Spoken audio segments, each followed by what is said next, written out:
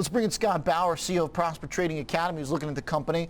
So Scott, we've got the fundamental case here from this analyst getting bullish on it today. As far as the chart goes, as I've been talking about here, I mean, it's still a long-term uptrend, but since it's high of 500 bucks, I don't know, things look a little bit less certain. Well, there's never a lot of certainty here, right, for a company trading at this sort of multiple. Tesla's always kind of traded on what is going to happen tomorrow, next week, next year, and expectations. And, you know, what Michael brought up in terms of a technical standpoint about the stock is very, very true. This stock has really been coiling, meaning it's traded in a very, very tight range for Tesla over the last few weeks or so. You know, pretty much ever since, you know, a week or two after the split, it has, you know, accumulated a lot of volume in a very tight range. To me, looking at a chart like that, that means this is ready for a breakout one way or the other.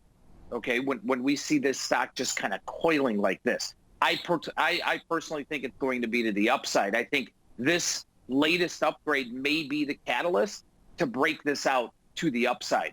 So what I'm looking at, Oliver, is if I go out a few weeks to the end of the month, October 30th expiration, the market maker expected move that the options are pricing in is about a $70 move. To the upside, that puts you back to that $500 high. If it's to the downside, okay, you know, we're down at 360, 365 or so. But I'm looking at an upside move here. So I can buy a pretty inexpensive upside play here. The 475, 500 call spread, $25 wide going out to October 30th. I want to try and buy that for about $5. It's trading a little bit more expensively right now, but if the stock backs off just a little bit, I might be able to get in at $5 here. That gives me tremendous opportunity on the upside. And again, my risk is completely limited. So if the thing doesn't move or if it actually goes down, I know what my risk is here. But I've got a lot of upside exposure here within the parameters of what the option market is pricing in of what a move may potentially be.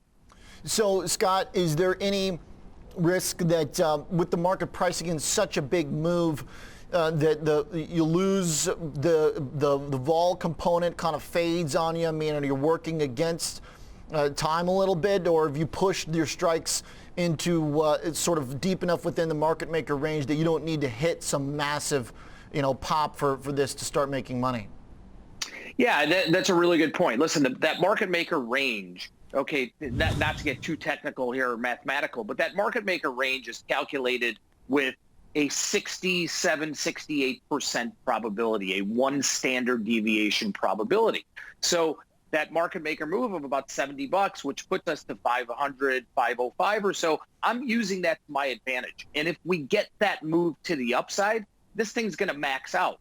If we get a move to 480, 485, I'm still going to make money on this thing. Yet the bottom line is I'm completely risk defined. If we don't get that move or if the stock goes down, whatever it is, I know what my risk is. I can't risk more than the $5 that I'm paying for this spread. But I look at this and I say, okay, I'm spending $5.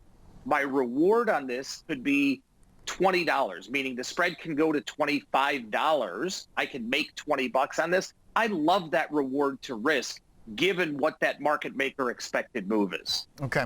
All right. So, Scott, you are viewing the bullish breakout, the breakout potential with the bullish bias here, but a breakout nonetheless. So if somebody watching would say, hey, I love the strategy of the trade, but I'm more bearish on Tesla, you could just kind of flip this around and go the same, you know, distance from the money on the other side.